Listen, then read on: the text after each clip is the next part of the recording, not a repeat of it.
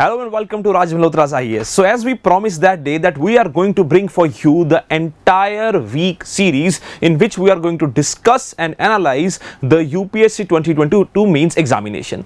So this is the schedule that is in front of you. On Monday in the morning, there will be Deepak Thakur sir's AMC, and I'll be taking the Polity and International Relations, and this is the schedule that we are going to share with you as well. Now, moving ahead and starting with the Polity discussion, if we understand the GS2 mains examination this time, so when we talk about this examination, so what we can analyze is that UPSC has picked the questions right from the syllabus that has been mentioned. The questions were not very superfluous, the questions were not very difficult, the questions were not, very easy as well. So we can relate to this examination and say that the questions were kind of moderate.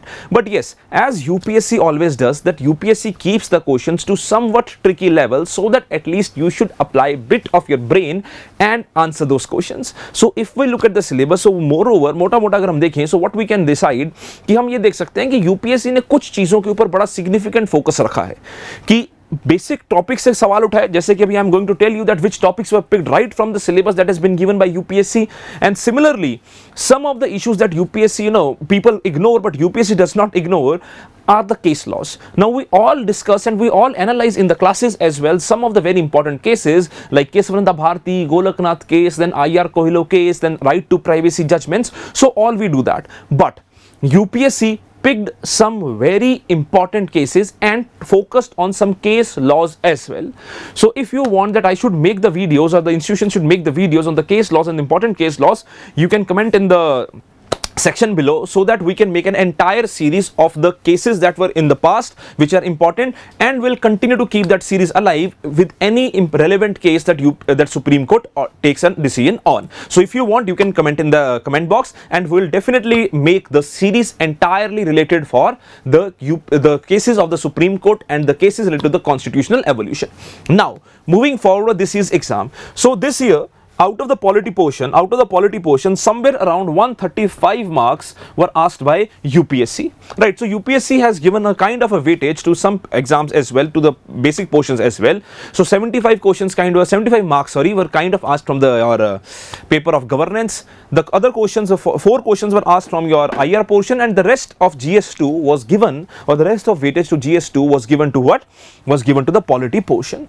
Now this is the syllabus that has been picked by me from the UPSC PDF, right? The notification that UPSC releases, and these were the kind of the questions. So the first question, right, if we see कि कहाँ से उठाया गया है, कौन से syllabus में से part है, क्योंकि ऐसा नहीं है कि UPSC ने ऐसे ही पूछ लिया कि हमें पता ही नहीं और कहाँ से आ गया, right? अब जैसे जैसे हम question discuss करेंगे, I'll tell you the reason as well that why those issues were in news also.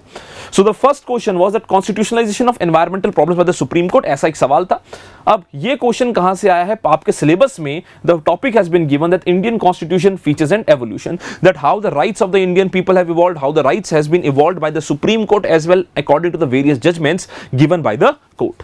Similarly the second question was related to the right to movement, again the rights and the features and the evolution of the Indian constitution, कि जैसे जैसे judiciary का role रहा है, rights evolve हुए हैं, उन सब चीजों से सवाल आया है. तीसरा, if we look what extent decentralization, so the topic given in the syllabus is that functions and responsibilities and devolution of powers. Now it is not that UPSC ने ऐसे ही सवाल पूछ लिया, राइट? सिलेबस में दिया, जैसे कि मैं आपको बता रहा हूं, और क्यों पूछा गया है, इसके रीजंस क्या हैं, कि कैसे कैसे वो न्यूज में था. I will tell you when we will discuss the questions as well.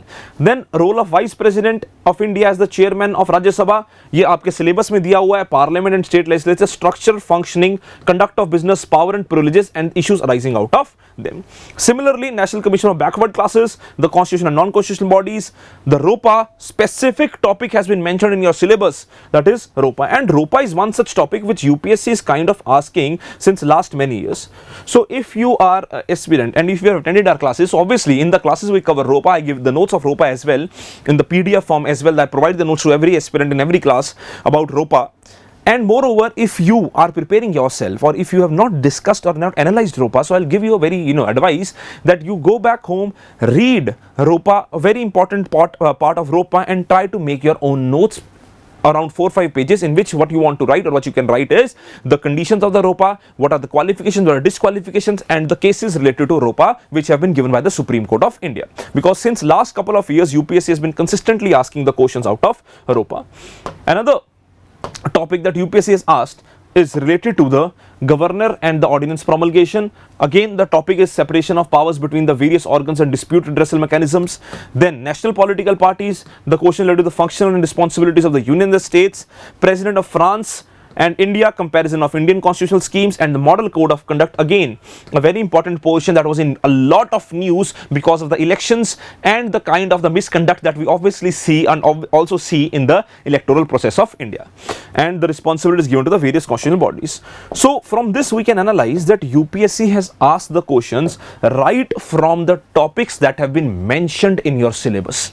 Right, so we always tell every aspirant that read the syllabus, analyze the syllabus, check the previous year papers, so that you can understand that UPSC generally tend to ask the questions right from the syllabus that is in front of you. लोग बोलते हैं UPSC unpredictable है, UPSC ये है, UPSC वो है. Right, try to check the syllabus and then you can understand that how UPSC and why UPSC is asking those questions. Now, moving forward and discussing the first question that came in the exam of General Studies 2 related to polity. So the first question was that the most significant achievement of the modern law in India is constitutionalization of environmental problems by the Supreme Court. Discuss the statement with the help of relevant case laws. Again, so environment, a very important topic, and how Supreme Court has played the role in that, and moreover the case laws.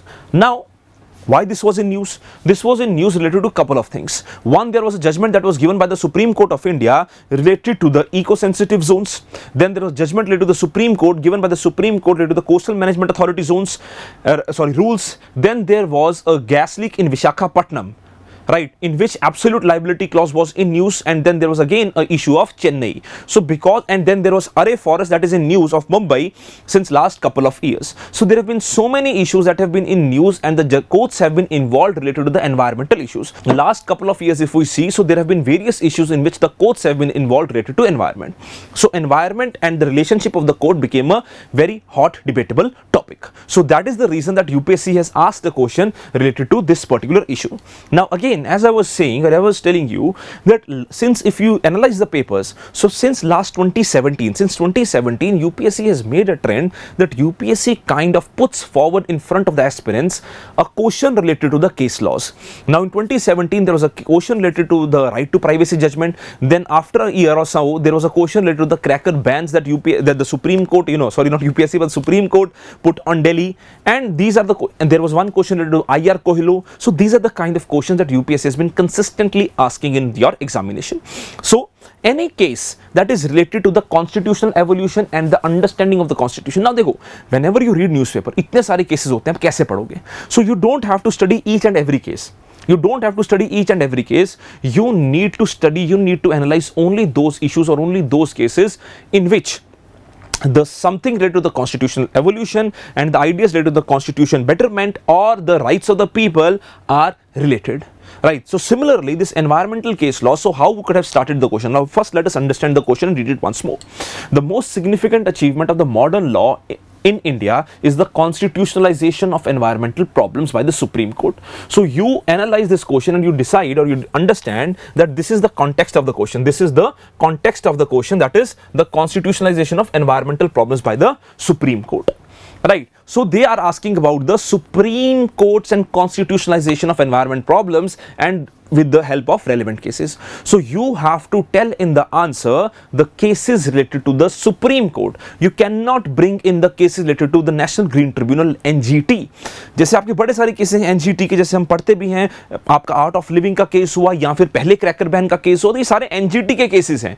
In cases को आपने नहीं उठाना था. यहाँ पे specific बात की गई है उन केसेस की जहां पे सुप्रीम कोर्ट के डायरेक्ट रिलेशन है आपके उस पॉइंट के साथ या एनवायरमेंटल केसेस के साथ. So you could have started that the Supreme Court has made a tremendous, because this question is of 150 words. So you cannot start right from the background or right, or go in the history that how the environmental issues came up in India or how the Supreme Court got involved. No. 150 words, 10 marks, directly hit the point that what UPSC is trying to ask. So you can write it down from this, that Supreme Court has made a tremendous contribution, etc., etc., and then you can move to the body portion. Now I have written all the cases or important cases related to the environmental issues. So 3 तो MC Mehta के case हैं, आप सबने सुना होगा MC Mehta cases जो हैं, 3 बड़े इंपॉर्टेंट केसेस हैं एनवायरमेंट में जिसमें सुप्रीम कोर्ट ने रोल प्ले किया। एक तो आपका एब्सोल्यूट लायबिलिटी, जिसकी वजह से मैं विशाखापट्टनम केस की बात कर रहा था कि एब्सोल्यूट लायबिलिटी क्लॉज जिसमें डिस्कशन भी हो रही थी रिसेंटली, तो वो सुप्रीम कोर्ट ने दिया था Bhopal gas tragedy MC Mehta case में।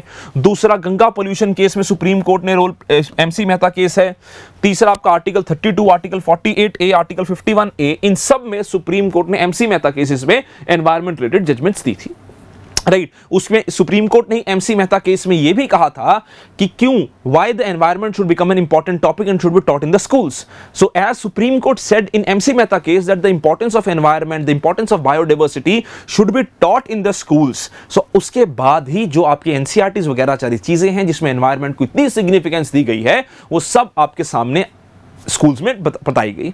देखो अब यूपीएससी भी एनवायरमेंट को इतनी वेटेज देता है, तो एमसी मेहता केस में सुप्रीम कोर्ट ने सिर्फ और सिर्फ एनवायरमेंट प्रोटेक्शन की नहीं बट एनवायरमेंटल अवेयरनेस की बात भी करी थी, right. So all these things you have to write down. Moreover Subhash Kumar case which is related right to get pollution free water, right. Then is Delhi pollution case against cracker ban. Then there is recently judgment जो आपकी आई थी Kerala state coastal zone management authority and Supreme Court judgment on eco-sensitive zones. So these are the kind of things that you could have written in this particular answer in the body portion. Now I am not saying that you need to write the entire laws, right, or the entire cases. No, you could have just have picked couple of cases. You could have just picked couple of cases, and if you want, then I can make a video specifically related to the 3 MC Mehta cases. So if you want, you can drop a comment, and I'll make a video on the 3 MC Mehta cases as well in the series of the relevant cases, right. So these are the judgments that were given by the Supreme Court. Now in the conclusion portion, what we could have written is that environment has been given a due preference or a due weightage in our constitution as well, be it the DPSPs, be it the fundamental rights. But the most important contribution of the Supreme Court is that it has added environment under Article 21 of the Indian Constitution as a fundamental right. तो आप सबको पता है कि अगर कोई चीज fundamental right में आ जाए सर, तो उसकी वेटेज तो ऑटोमेटिकली इंक्रीज हो जाती है। तो सुप्रीम कोर्ट की सबसे significant contribution right to clean environment को एक फंडामेंटल राइट बनाने की है। तो वो एक बड़ा इंपॉर्टेंट एस्पेक्ट है आपके इस पर्टिकुलर सवाल का। तो पहला क्वेश्चन आपका ये हो गया। अब आप घबराइए मत, आप इसको लिखने मत लग जाना, सिर्फ समझिए ये सारी की सारी जो पीपीटी है that will be as it is shared in the Telegram channel and in the description there will be the link of the Telegram channel, right. So you try to understand, the PPT will be shared with you as well. Now second understanding is the right of movement and residence throughout the territory of India. अब देखो इसमें समझने की कोशिश करो, इसमें पूछा है right of movement and residence throughout the territory of India are freely available to the Indian citizens, but these rights are not absolute. Comment. तो इसमें अगर हम कॉन्टेक्स्ट ऑफ द क्वेश्चन समझ रहे हैं तो कॉन्टेक्स्ट ऑफ द क्वेश्चन है right to movement and residence, that means it is not absolute. So it is specifically saying that these rights are not absolute in nature. There are obviously some restrictions attached to it. Secondly, the command is comment. Now why this question was asked and why this was in news? So this was in news related to a couple of things. First, as you all know that in 2019 the government of India, the parliament passed Citizenship Amendment Act. So on the basis of Citizenship Amendment Act, you must have all heard about Shaheen Bagh protest. So on the basis of that Shaheen Bagh protest, the matter went to the Supreme Court of India, in which the Supreme Court talked about that the right, you people have the right to protest, but they do not have the right to block the passages or the paths, because your right to protest cannot violate my right to commute. Similarly, the case went to the Supreme Court of India with respect to the Kisan Shakti Mazdoor Sangathan related to the farmers protest. And moreover, there's also issue related to the Schedule 9 as well. And since lockdown, there has been a kind of restriction on the mobility and the commutation of the people, that whether the government can restrict our movement or not. So all these things were in news since last couple of years, since 2019 and 2020. Now you must all be thinking कि sir 2019-2020 की चीज़ें कैसे पढ़ें? अब sir 2019-2020 की चीज़ें हमने सारी पढ़नी नहीं है, हमने अपने दिमाग में रखनी है कि ये सब कुछ हुआ. And who says that UPSC is going to ask just 1 year current affairs? और ये तो सारा भी रिसेंट का भी ना sir. It is not far behind. It is Covid तो अभी भी नो यूज में, हम लोग चाहे भूल गए बट कोविड तो है ना यार, right. So all these things you need to understand and you need to analyze and that what kind of questions UPSC is asking. तो मैंने आपको 3 या 4 चीजें बता दी कि ये क्यों सवाल यूपीएससी पूछ सकता था और यूपीएससी ने पूछा. Now in this you cannot just write कि article 19 जो है उसमें ये लिख दिया कि article 19 talks about the 6 fundamental liberties and article 19 में आपने लिख दिया right to commute and etc. Now as this question specifically talks about right to residence and right to movement, so you should be specifically knowing that right article 19(1)(d) क्या है और article 19(1)(e) क्या है, because if you will write article 19 as a whole, no doubt you will get marks, but if you will write article 19(1)(d) and article 19(1)(e) specifically, then obviously there's a chance that you can get good marks or better marks. The reason is that they are asking about right to movement and right to residence, right? Then in the body portion, what you have to write is about the restrictions mentioned under article 19, because the rights cannot be absolute, because what happens is that if there are absolute rights, then absolute rights leads to anarchy. ठीक है? If someone tells to you that you have absolute right, whatever you want to do you can do that, then obviously sir there will be position of anarchy. कौन रोकेगा आपको? ठीक है, आप तो को रोक सकता है, कोई नहीं रोक सकता ना, और ऊपर से बोल दे सरकार भी नहीं रोकेगी, सर पागल कर दोगे आप दुनिया को, है ना? तो उस चीज से बचने के लिए क्या कहा गया कि there has to be reasonable restrictions in the Constituent Assembly as well. When these issues were being discussed about the reasonable restrictions, so the Constituent Assembly agreed to that there can be some reasonable restrictions attached to the fundamental rights, because the fundamental rights cannot be absolute in nature. So that is what this question is asking. Now in this question, when they are talking about the restrictions, so article 19 clause 5, now many students, right, after the mains examination, many students came to us and they contacted us and they talked about these restrictions. They are 19 clause 2 mein, that is restrictions have been given under article 19 clause 2, but no sir, they are not talking about the restrictions under 19 clause 2, because they are talking about right to movement and residence. So the restrictions are not under 19 clause 2, the restrictions are under 19 clause 5, and there are two restrictions that are mentioned under 19 clause 5. One is the restriction related that the right to residence and movement can be restricted in the interest of tribals, and secondly is the interest of general public. In the interest of tribals and in the interest of general public. So restrictions is under 19(5). अब 19(5) article का नाम लिखना आपके लिए जरूरी था sir. 19(5), 19 clause 2 नहीं लिख सकते आप, 19(5) है specifically. Then so in the interest of tribals, so there is inner line permit as you all know, then there is schedule 6 restrictions as you all know in the interest of tribals. Then moreover in the interest of general public, so I told you that Bombay High Court gave a judgment related to the restriction on the movements of AIDS victim, कि अगर कोई ads की बीमारी से जूझ रहा है तो उसके ऊपर रिस्ट्रिक्शन लगाई जा सकती है for the interest of general public. And moreover as I told you in the initiation, COVID lockdown, right, the person who is suffering from COVID or who gets COVID, so that person had to ensure isolation. You cannot come in contact, you cannot travel throughout the country, you cannot travel even abroad, right? Why? In the interest of general public. अब थोड़ी आप बोलोगे Covid है मैं चला मेघालय घूमने, मेघालय के लोगों को तुमसे खतरा, तुम घर बैठो ना यार, right? That is why restriction on the movement of general public, right? So that is one issue. And in the conclusion you could have written that freedoms, if absolute, would always be determined to smooth functioning of the society as individual interest of all individuals would be prioritized. This would lead to the withering away of state, resulting in anarchy, and we can impose reasonable restrictions to that.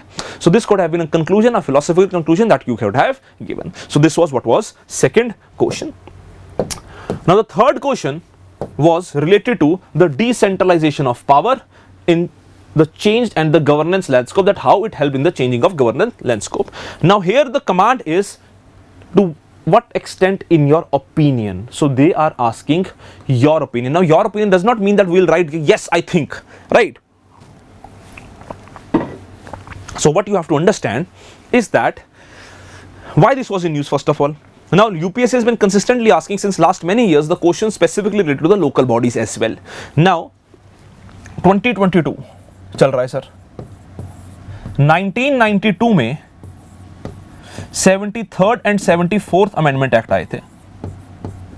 So local bodies को 30 साल हो गए. So this was the 30th anniversary of local bodies. So that became important, but ऐसा नहीं है कि इसी वजह से इंपॉर्टेंट है. Otherwise also UPSC has been asking or giving due preference to the local bodies as well. Now the question basically says that to what extent in your opinion has the decentralization of power in India changed the governance landscape at the grassroots, that how decentralization has become effective and it has helped in the governance model. Now, this the introduction you could have given because it is again 150 words. So you cannot start writing from कि sir ancient times में भी होता था उसमें चेला चोरा पांड्या उसमें ही होता था, नहीं, required नहीं है, right? You just start right away, hit the target and start talking about the decentralization is largely recognized as a positive aspect of political development. It ensured political decentralization to ensure direct participation at the local level. तो ये जो line है ना आपकी political decentralisation, ये बड़ी important है क्योंकि अगर आप लोगों को याद होगा तो यूपीएससी ने ना प्रीलिम्स में एक बार सवाल पूछा था that which of the following, काफी साल हो गए, if you analyse the previous year questions, that which of the following is the objective of your local Panchayati Raj institution, local body. So the answer that UPSC gave that year was political decentralization. So the biggest advantage of this decentralization of power has been political decentralization, and then you could have written 73rd and 74th Amendment Act, Article 1992. So this could have been written and this could have completed your introduction. Now what are the advantages or how it has changed the governance landscape? So first is participative government, that it has given the power. Now you could have attached here the Gram Sabha. The examples you could have given was Gram Sabha. Second was reservation for women. Now you know that 73rd Amendment Act and 74th Amendment Act made 33% reservation compulsory for women. Now the states like Bihar, they have made 50% reservation for women. Now this, what does this ensure? This ensures women participation. This ensures women participation कि gender equality की बात आती है ना, चाहे हम देखो ना हमारे लोकसभा स्टेट लेजिस्लेचर में चाहे बिल पास नहीं हुआ पर आपके यहाँ पे तो जेंडर इक्वालिटी है ना यार, है ना? तो आप ये समझो कि इससे क्या बेनिफिट हो रहा है, इससे बेनिफिट हो रहा है दैट वुमेन पार्टिसिपेशन इंक्रीज हो रही है और वुमेन लीडर्स निकल के आएंगे, बेटर गवर्नेंस हो सकती है. उसके बाद good governance by the urban local bodies, because you can see और you can give examples of the roads around you और the areas around you where there can be a good governance that you have witnessed. Then there can be understanding of social audit, and last but not the least is effective implementation of public policies where the Gram Sabha directly gets involved. You can talk about MG Narega, right? You can talk about MG Narega where the Gram Sabha gets directly involved, etc., etc. So all these can be termed as the issues that you could have written with respect to the understanding of what is considered to be your effective decentralization or effective power, right? Effective power. Now secondly, when we talk about this understanding, you can also talk about in this idea the PISA, right? That how it has helped. PISA can be ensured that the tribals can also be brought. Schedule 5 areas आप सबने PISA का पढ़ा होगा, तो ये सारी चीजें जो हैं आप लिख सकते हो इस पर्टिकुलर आर्टिकल में और इस पर्टिकुलर क्वेश्चन में. Now secondly, what conclusion could have been? What conclusion could have been is that सब कुछ तो the picture is not as merry as it seems or as we can witness it कि सब कुछ अच्छा थोड़ी है, ठीक है, सब चंगा थोड़ी है. तो there are some changes that are required, there are some way forwards. So first is improvement in local bodies. You can write about the recommendations given by second ARC. So this could have been an answer and this is a question that you can have tackled very easily, right? Now moving to the fourth question. Now this was in news. This was in news. Now this was in news because of couple of reasons.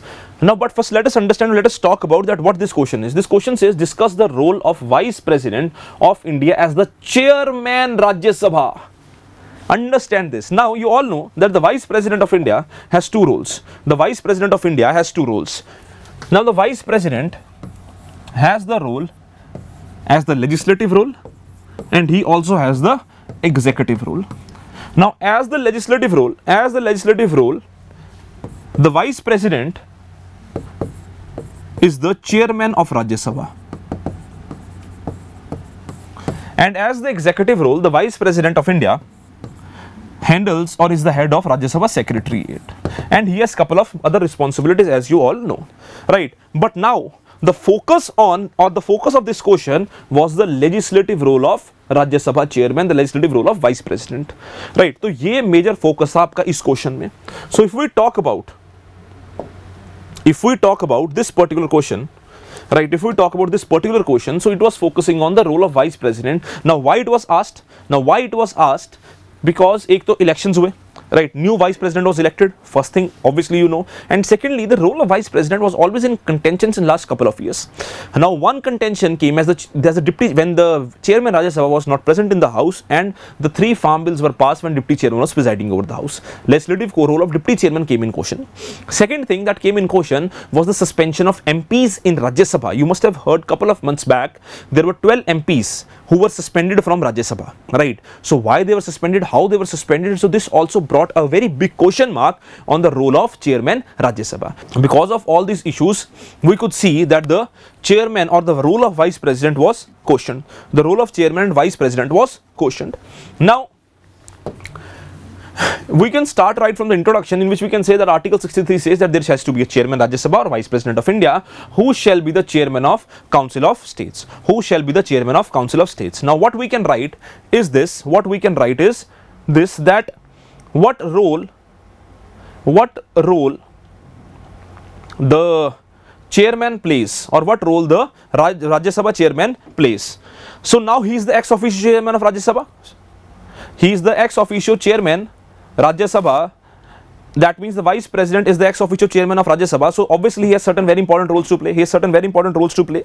Right. So the first role is that he is the principal spokesperson of the house. He is the chairman of the business advisory committee. He is the chairman of the rules committee. He interprets the rules and procedures of the business and the conduct of the house. Right. We discuss all these things in GS classes. This is a very easy question, right? Privileges of the members of the house, and recently some members were suspended, जो मैंने आपको बताया. Rules of procedure were brought into question. Now what you need to understand is that where the people can get confused, right? I told you that the paper was not very difficult, the paper was not very easy, the paper was not even easy, the paper was moderate. UPSC does not ask, very difficult or very technical questions in this polity exam, and it has changed its pattern. Now what we used to see in last, before 2020, I suppose 2020 we could see that the UPSC had started to ask majorly the philosophical questions or philosophical angles of the polity portion. Now after that UPSC has gradually shifted or tried to shift towards the conceptual questions as well, because in prelims we study all these things, but in mains we tend to ignore. UPSC कहता है ignore कुछ नहीं कर सकते आप, ठीक है. अब ये ट्रिकी क्वेश्चन क्यों था कि अगर तो आपने ये समझ लिया, if you understand that what UPSC is asking in this question is the role of vice president as chairman Rajya Sabha, तो यहाँ पे सिर्फ legislative role की बात हो रही है.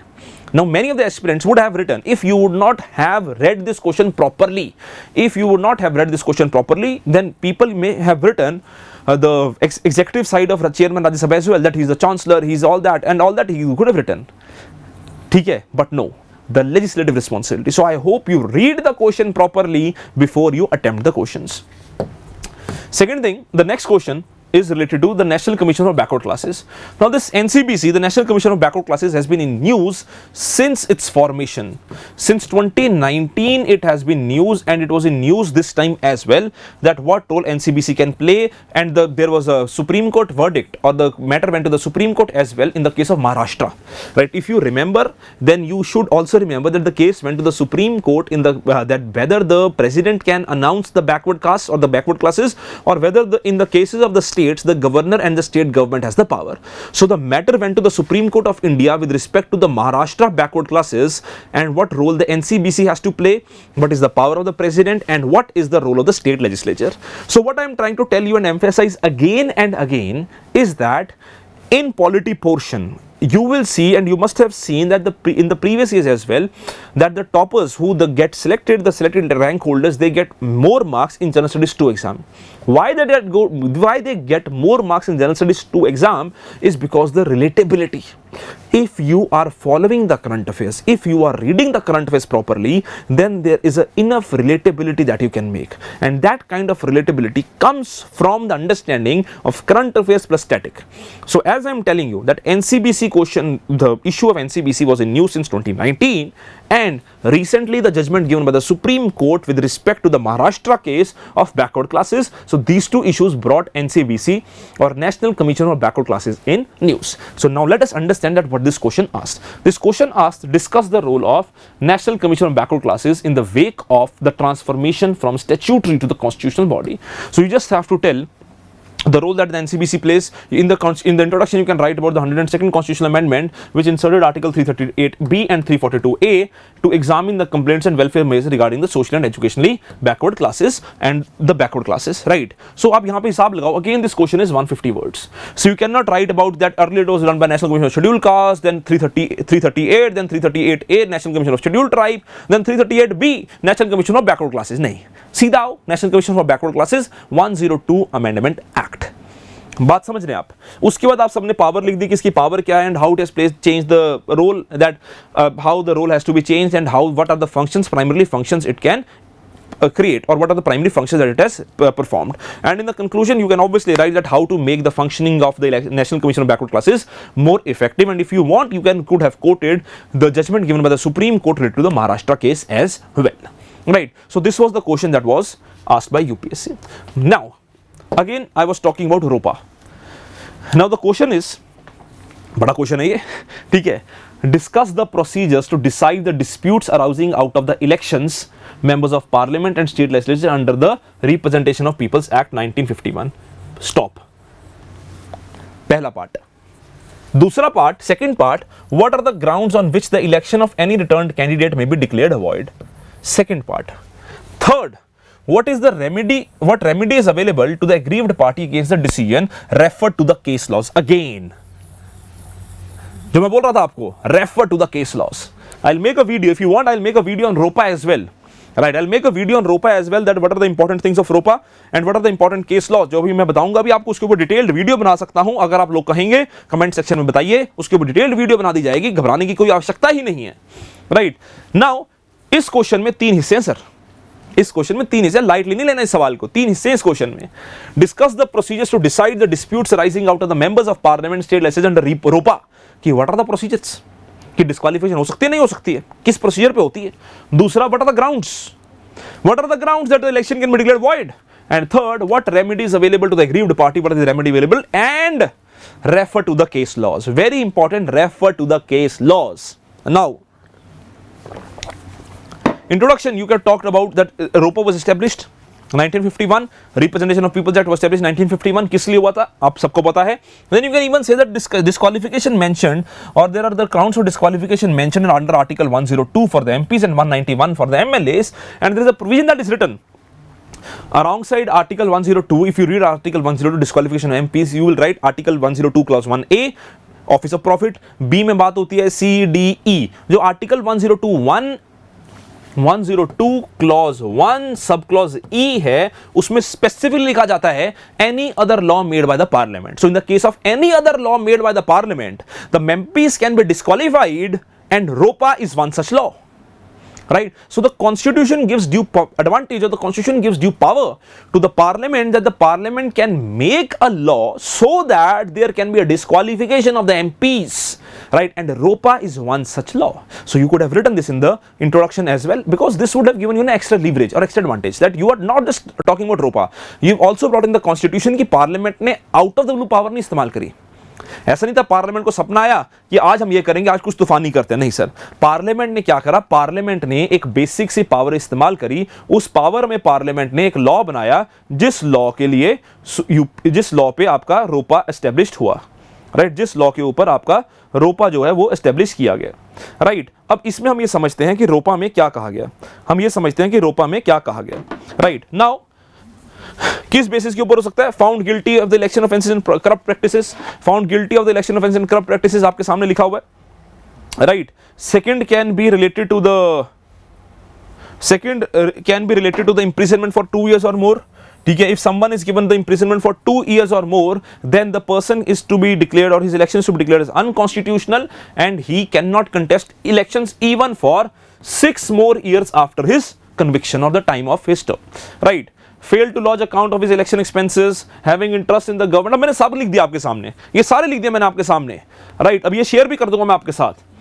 ठीक है, corruption and disloyalty, punish practising preaching, right, appeal to vote and refrain from voting, right, race, religion, etc. Then promotion of enmity between different classes, publication of false statement, booth capturing, all these things are mentioned in the ROPA where the person can be disqualified, right? And the case laws and the remedy, you must all have heard about Raj Narayan versus Indira Gandhi Nehru case, where she was disqualified, Indira Gandhi was disqualified for the usage of the government machinery in her election, right? And you all know the story that after that there was emergency, the judgment given by the Allahabad High Court. Now you remember, now in this question if you see, they are not talking about the Supreme Court specifically, right? They are not talking about the Supreme Court specifically, so we can use this judgment of Allahabad High Court as well. In the first case, if you remember, they were talking about Supreme Court, right? In this case they are not talking about anything, they are talking about the case laws, so you can refer to the Raj Narayan versus Indira Gandhi case. Second is Lily Thomas case, you all know, very famous case, Jan Chaukidar, ADR case, and all these things. And recently the Subramanian Swamy case, where VVPAT is considered to be indispensable. So all these are the case laws, and if you want, I have told you that I can make a detailed video on ROPA and the case laws related to the ADR, Lily Thomas, Raj Narayan, Jan Chaukidar. If you want, I can make it, drop a comment. Secondly is reformation. What are the conclusion could have been the remedies and the reformations that are required in ROPA and how this can be done. Now here we can quote the judgment given by the Supreme Court in the case of ROPA. The judgments given by the Supreme Court in the case of ROPA can be quoted in this particular question, where the Supreme Court has directly hit on the criminalization of politics का aspect, right? criminalization of politics के aspect के ऊपर UP supreme Court ने directly hit किया हुआ है, and Supreme Court has given the certain judgments related to ROPA, right? So those could have been written in the concluding portion of this particular case, this particular article, question, sorry, not case, but this particular question. So this was the next question. Now moving to the next question. Now next question is related to the discuss the essential conditions for exercise of legislative powers by the governor. What are the essential conditions for the exercise of legislative powers by the governor? Discuss the legality of repromulgation of ordinances by the governor without placing before the legislature, right? So this was in news because of the role of the governor is always in news, right? And you see the role of governor in Maharashtra, you see the role of governor in Karnataka, you see the role of governor in Madhya Pradesh, recently in Punjab, then in Goa. So all these issues, recently in Kerala as well. So all these issues were in news. So because of that, the role of governor is often in news, and the ordinance making power came in question. Now you can say that Article 213 talks about the ordinance making power of the governor. Right, Article 213 talks about the ordinance making power of the governor, and you can write that. What does Article 213 say? That if either of the house or both the houses are not in session, then the governor can promulgate the ordinance. But obviously, if he is satisfied that this condition requires a matter of urgent public legislation, right? So you could have written this thing in the introduction that he can work on the aid and advice of the Council of Ministers. Now discuss the legality of repromulgation of ordinance. Now legality of repromulgation of ordinance, these two cases become very, very significant for that. The first case being the DC Wadhwa case. Now in this DC Wadhwa case, what did the court say? Now again मैं वही बोल रहा हूँ आपको कि case laws बड़े important थे इस बार के पेपर में, राइट? क्योंकि रीप्रोमल्गेशन ऑफ ऑर्डिनेंस की लीगैलिटी कौन डिसाइड करेगा? एग्जेक्टिव डिसाइड नहीं करेगा, क्योंकि एग्जेक्टिव ऑर्डिनेंस तो सही है, राइट? लेजिस्लेचर डिसाइड नहीं कर, लेजिस्लेटिव पावर में नहीं है, तो कौन डिसाइड कर रहा है लीगैलिटी? लीगैलिटी डिसाइड कर रहा है सर आपका सुप्रीम कोर्ट या फिर judiciary. Again a case law came into prominence. Now DC Wadhwa case, that the court stated that the repromulgation of ordinance or the frequent repromulgation of ordinance through a writ petition was brought, and the court said that if such things are to be done, then it will be considered as unconstitutional because the intent of the judgment or intent of the ordinance will be checked. Okay, that the court said in DC Wadhwa case that if ordinance is repromulgated with the same text, then it can be declared as unconstitutional, because what happens is that the parliament in the case of, or the government in the case of your ordinance making power, what the government tries to do is that the government in the case of ordinance tries to avoid the role of legislature,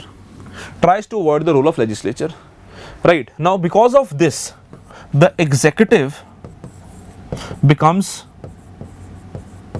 more powerful, So the repromulgation avoiding the legislative route is obviously a mockery of democracy and the mockery of representative and parliamentary democracy. So this should not be allowed.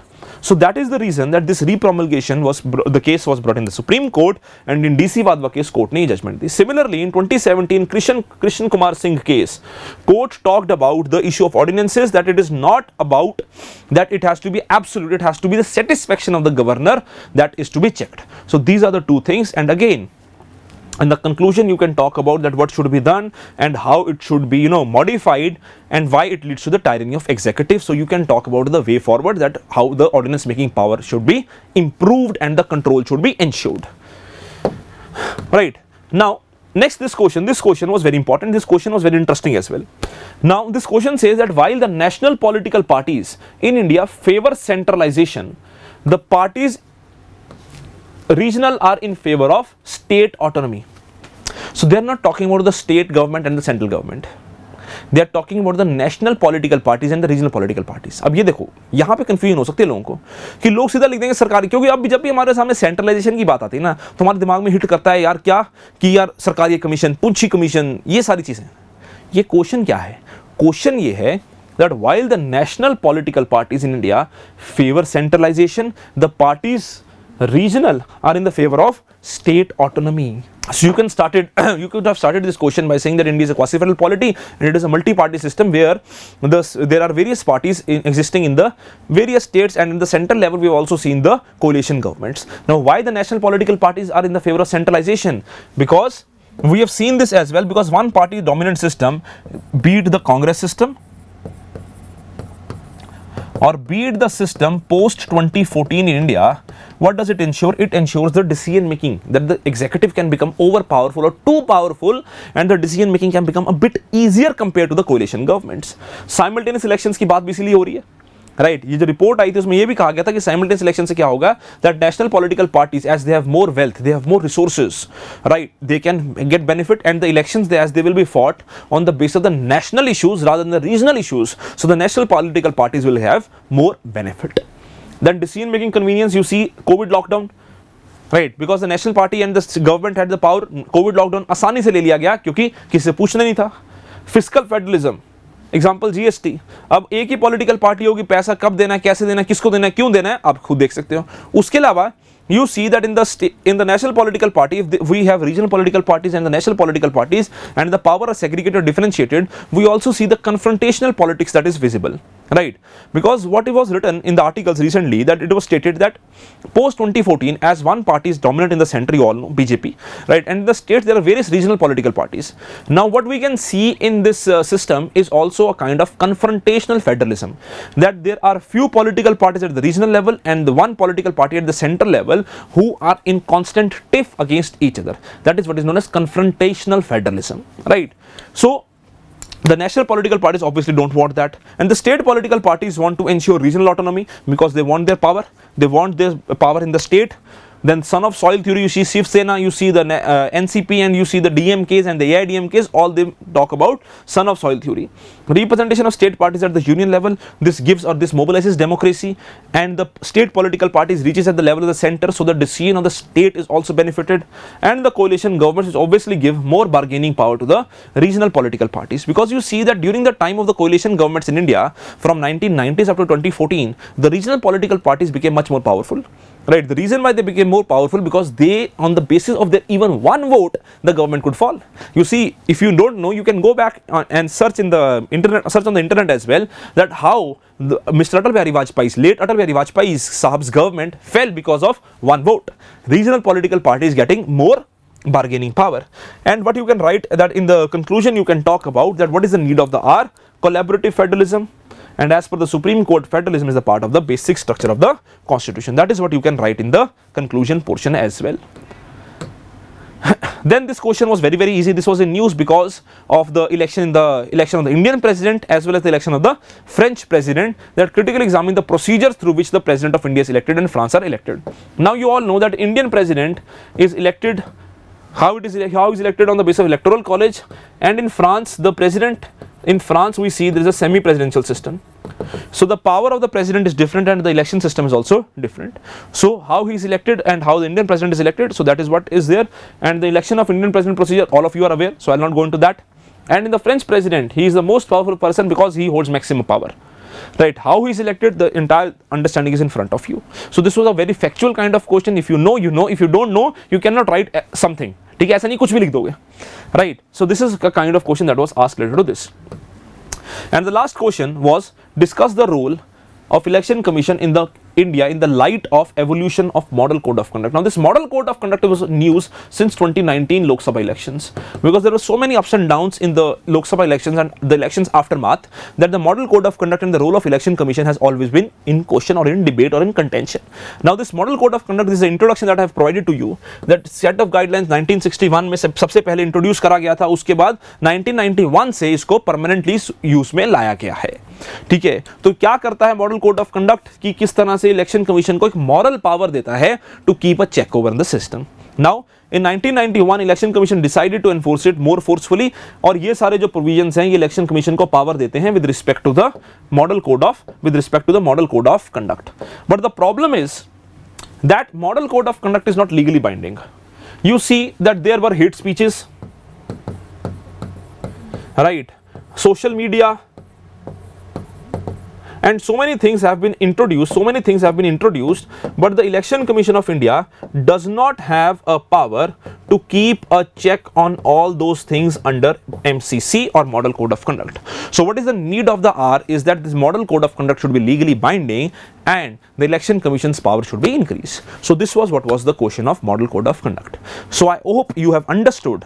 The questions, how they have to be tackled, how they have to be written, and all these new videos will be brought in front of you. And if you want that I should make a video related to the case laws, please provide the answer in the comment section. And moreover, keep preparing, as you see that UPSC does not ask too big or too tough questions. It is moderate. If you prepare sincerely, then you can fulfill your dreams. And we at Raj Malhotra are always here to help you in your success. Thank you, all the best, and subscribe to our channel.